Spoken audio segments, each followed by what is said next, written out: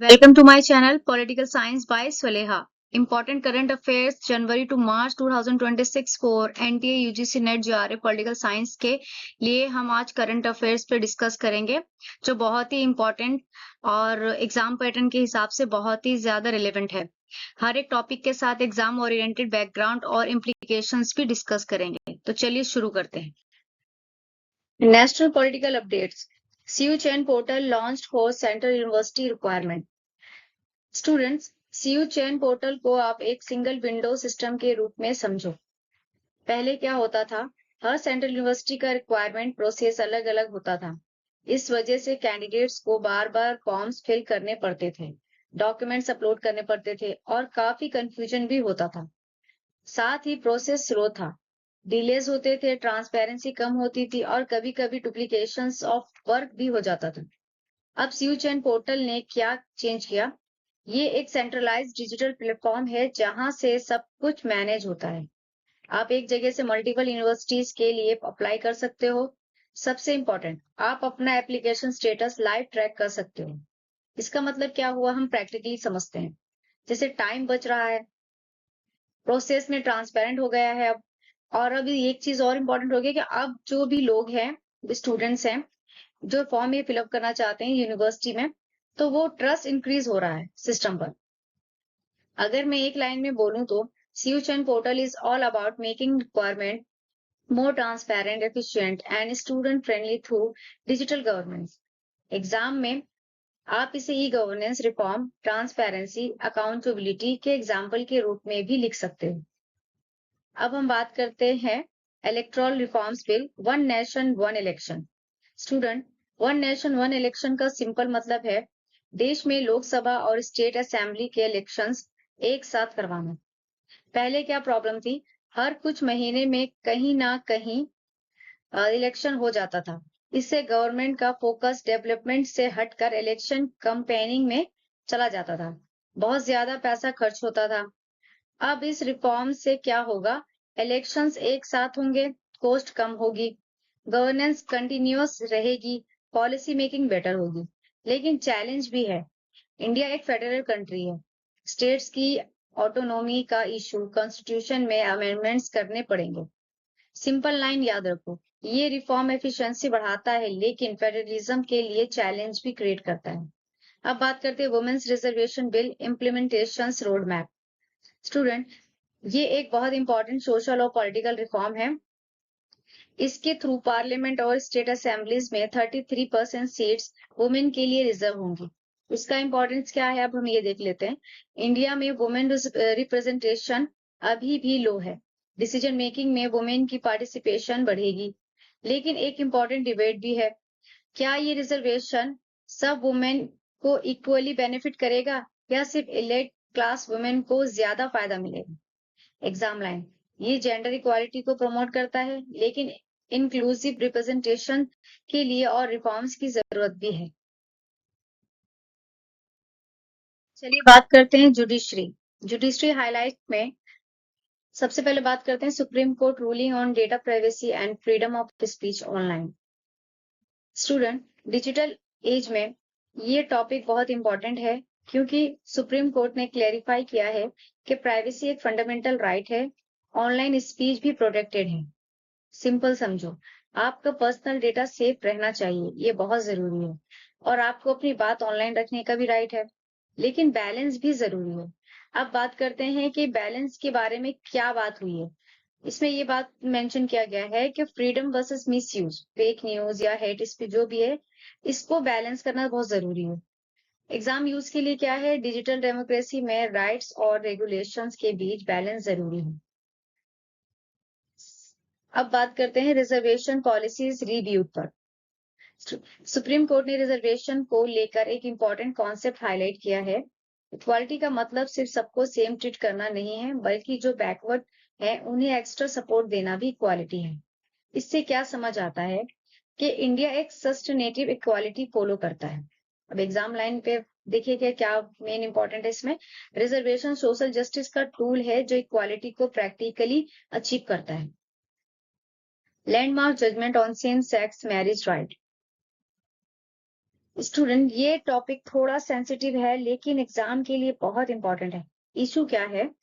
जैसे same sex couples को marriage right मिलने चाहिए या नहीं। और कॉन्सेप्ट इसका क्या है? Equality, individual freedom, dignity. Simple language में हम समझते हैं, हर इंसान को अपनी लाइफ पार्टनर चूज करने का राइट होना चाहिए। जैसे एग्जाम लाइन के लिए सबसे इंपॉर्टेंट ये है कि ये डिबेट कॉन्स्टिट्यूशनल मोरालिटी और सोशल नॉर्म्स के बीच कॉन्फ्लिक्ट को दिखाता है। अब बात करते हैं governance and policy. Digital personal data protection act enforcement. Digital personal data protection act में हम आज देखते हैं कि ये एक्ट आज के डिजिटल वर्ल्ड के लिए बहुत जरूरी क्यों है। इसमें प्रॉब्लम क्या थी? कंपनीज यूजर्स को डाटा मिसयूज कर रही थी। जितनी भी कंपनीज थी, प्राइवेट कंपनीज जो भी हैं, तो वो जो भी कंपनीज यूजर्स का डेटा देखती थी उनको मिसयूज कर रही थी किसी अपने पर्पस के लिए या होल पर्पस के लिए। बस सॉल्यूशन क्या था? अब डेटा उसे यूज करने के लिए वो यूजर की कंसेंट जरूरी है। अब उन्हें उस डाटा को यूज करने के लिए अब जो भी यूजर हैं जिनका वो डाटा यूज कर रहे हैं, अब उनसे कंसेंट करना उनको बहुत ज्यादा जरूरी हो जाएगा। सिंपल समझो, आपका डेटा है, आपकी प्रॉपर्टी है। तो एग्जाम लाइन, ये एक्ट डिजिटल गवर्नेंस में अकाउंटेबिलिटी और प्राइवेसी इंश्योर करता है, इसलिए ये बहुत ज्यादा इंपॉर्टेंट है एग्जाम पर्पस के हिसाब से। चलिए बात करते हैं NEP 2020 implementations in higher education. NEP का गोल है एजुकेशन सिस्टम को मॉडर्न बनाना। इसकी चेंजेस क्या हैं इसके? रट्टा सिस्टम कम करना, स्किल बेस्ड लर्निंग ज्यादा होनी चाहिए, मल्टीपल सब्जेक्ट चूज कर सकते हो। सिंपल समझो, जैसे एजुकेशनल फ्लेक्सिबल और प्रैक्टिकल हो रही है। एजुकेशन की जो वैल्यूज हैं, जो एजुकेशन के जो भी पर्पस हैं, वो फ्लेक्सिबल है और प्रैक्टिकल होती जा रही है दिन ब दिन। एग्जाम लाइन के लिए ज्यादा मोस्ट इंपोर्टेंट इसलिए ये है क्योंकि एनईपी हॉलिस्टिक और मल्टीडिसिप्लिनरी एजुकेशन को प्रमोट करता है। अब बात करते हैं social justice schemes, tribal welfare and gender equality. Government का फोकस अब इंक्लूसिव डेवलपमेंट पर है। स्कीम्स किसके लिए हैं? Tribals, women's, minorities. सिंपल समझो, अब सबको इक्वल अपॉर्चुनिटी देना ही रियल डेवलपमेंट है। इसलिए एग्जाम लाइन में ये बहुत ही ज्यादा इंपॉर्टेंट है। ये वेलफेयर स्टेट अप्रोच को स्ट्रेंथ करता है। अब बात करते हैं बजट 2026 के बारे में। Defence modernisation focus. Defence modernisation का मतलब है आर्मी को टेक्नोलॉजिकली स्ट्रांग बनाना। क्यों इंपॉर्टेंट है ये? क्योंकि नेशनल सिक्योरिटी, बॉर्डर प्रोटेक्शन पर बेस्ड है। एग्जाम लाइन में ये ज्यादा इंपॉर्टेंट इसलिए है क्योंकि strong defence ensures sovereignty and strategic stability को दर्शाता है। अब बात करते हैं social sector spending, health and education. Health और एजुकेशन पर स्पेंडिंग इंक्रीज हुई है, मतलब गवर्नमेंट ह्यूमन डेवलपमेंट पर फोकस कर रही है, इसलिए ये एग्जाम लाइन में बहुत ज्यादा इंपॉर्टेंट है। Social sector investment long term growth के लिए एसेंशियल है। अब बात करते हैं clean energy investment. Renewable energy future है। क्यों? क्योंकि पॉल्यूशन कम होगा, एनवायरनमेंट सेफ रहेगा। एग्जाम लाइन के लिए इंपॉर्टेंट इसलिए है क्योंकि क्लीन एनर्जी सस्टेनेबल डेवलपमेंट का कोर पिलर है। अब बात करते हैं इंटरनेशनल रिलेशंस में इंडिया का क्या रोल है। Active participation in UN security council debate. India अब ग्लोबल लेवल पर एक्टिव रोल प्ले कर रहा है क्योंकि इश्यूज इसमें यह है कि पीस और सिक्योरिटी के लिए, तो इसलिए बहुत ज्यादा ही इंपॉर्टेंट है। इंडिया इमर्जिंग ग्लोबल पावर के रूप में अपनी पोजीशन स्ट्रेंथ कर रहा है। तो इस करंट अफेयर्स को आप डीपली एक बार रीड आउट कर लेना। सेकंड में है G20 presidency outcomes, digital public infrastructure, global south cooperation. G20 outcomes में इंडिया ने ग्लोबल साउथ की वॉइस को हाईलाइट किया है। इसका फोकस ये है कि डिजिटल इंफ्रास्ट्रक्चर, इंक्लूसिव ग्रोथ, ये सारी चीजें होनी चाहिए। तो इसलिए एग्जाम लाइन एग्जाम पर्पस के हिसाब से ज्यादा इंपॉर्टेंट इसलिए है क्योंकि इंडिया ग्लोबल गवर्नेंस को मोर इंक्लूसिव बनाना चाहता है। अब बात करते हैं BRICS expansion, new members admitted. BRICS का एक्सपेंशन एक बड़ा सिग्नल है। वर्ल्ड अब मल्टीपोलर हो रहा है। सिंपल समझो, पावर सिर्फ वेस्टर्न कंट्रीज के पास नहीं है। अब एग्जाम लाइन के लिए ये ज्यादा रिलेवेंट इसलिए है कि BRICS expansion global power shift को रिफ्लेक्ट करता है। Global governance and climate, COP29 preparations renewable energy financing. Student, अब हम बात करते हैं क्लाइमेट गवर्नेंस की, जो आज के टाइम का one of the most important global issue है। COP29 क्या है? COP का फुल फॉर्म है कॉन्फ्रेंस ऑफ पार्टीज। ये ग्लोबल मीटिंग होती है जहां कंट्रीज क्लाइमेट चेंज पर डिस्कशन करती है। कोर कॉन्सेप्ट इसका ये है कि क्लाइमेट जस्टिस है। ये इंडिया एक बहुत स्ट्रॉन्ग कॉन्सेप्ट रेज करता है, क्लाइमेट जस्टिस। इसका मतलब सिंपल है, सब कंट्रीज इक्वल नहीं है रिस्पॉन्सिबिलिटी में। पॉइंट टू पॉइंट समझो। Historical responsibility, developed countries USA, Europe ने इंडस्ट्रियलाइजेशन के थ्रू ज्यादा पॉल्यूशन किया, इसलिए उनकी रिस्पॉन्सिबिलिटी ज्यादा बनती है। डेवलपिंग कंट्रीज का स्टैंड, इंडिया जैसे कंट्रीज कह रहे हैं हमें भी डेवलप करना है, लेकिन एनवायरनमेंट भी प्रोटेक्ट करना है। क्लाइमेट फाइनेंस, पुअर और डेवलपिंग कंट्रीज को फाइनेंशियल हेल्प चाहिए, डेवलप्ड कंट्रीज को फंडिंग देनी चाहिए। Loss and damage fund, climate disaster से जो नुकसान होता है उसके लिए कंपनसेशन डिमांड की जा रही है। एग्जाम इनसाइट्स के लिए एडवांस्ड है। CBDR principle common but differentiated responsibilities है। Equity plus justice plus sustainability, इन तीनों को जोड़कर ही इसका पूरा फोकस है। परफेक्ट है एग्जाम लाइन के लिए इसलिए क्योंकि climate governance should be based on equity, historical responsibility and differentiated obligations.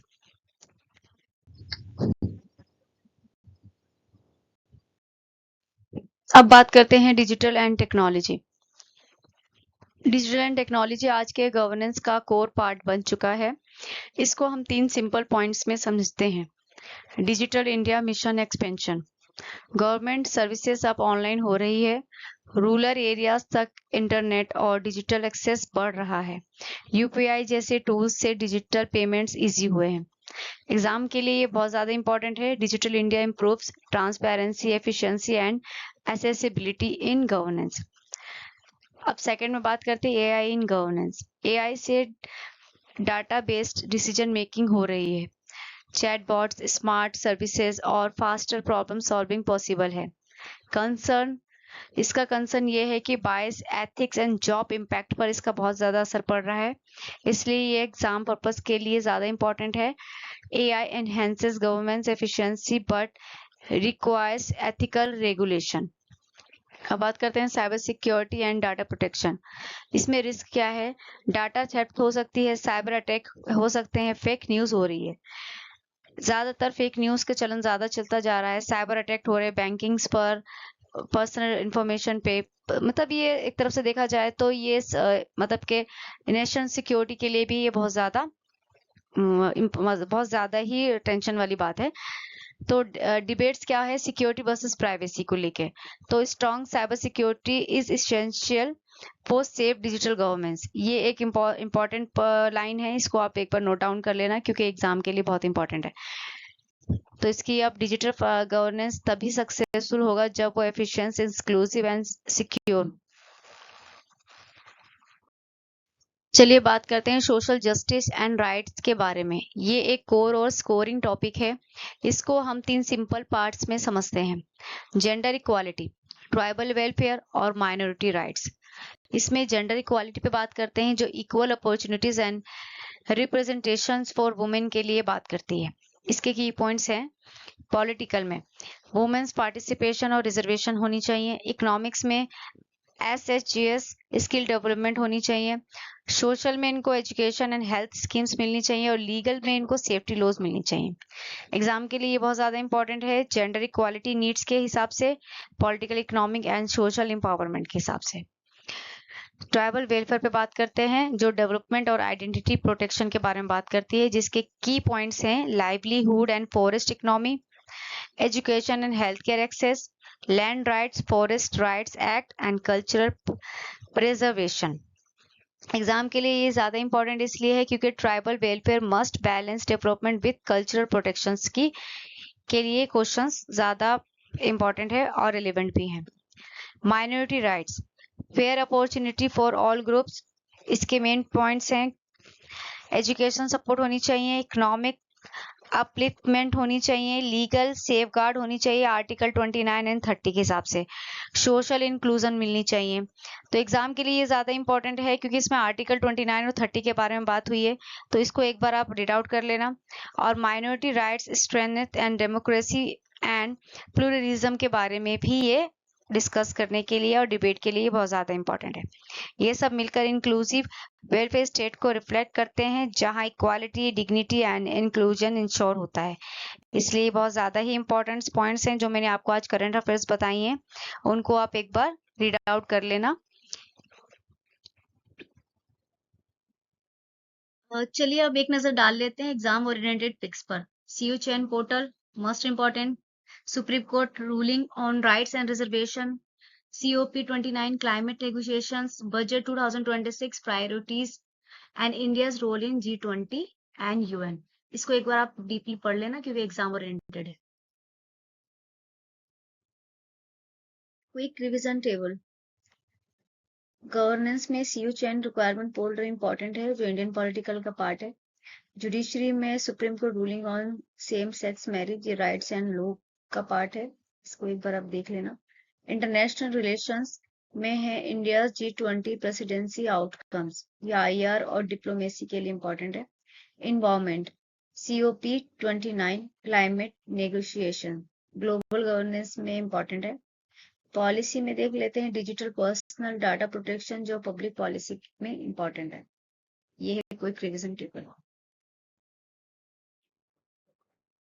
आज हमने सिर्फ करंट अफेयर्स नहीं पढ़े बल्कि उन्हें कॉन्सेप्चुअल क्वालिटी के साथ कनेक्ट किया है। अगर आप इन टॉपिक को रिवाइज करते हो और आंसर राइटिंग में अप्लाई करते हो तो आपका स्कोर डेफिनेटली इंप्रूव होगा।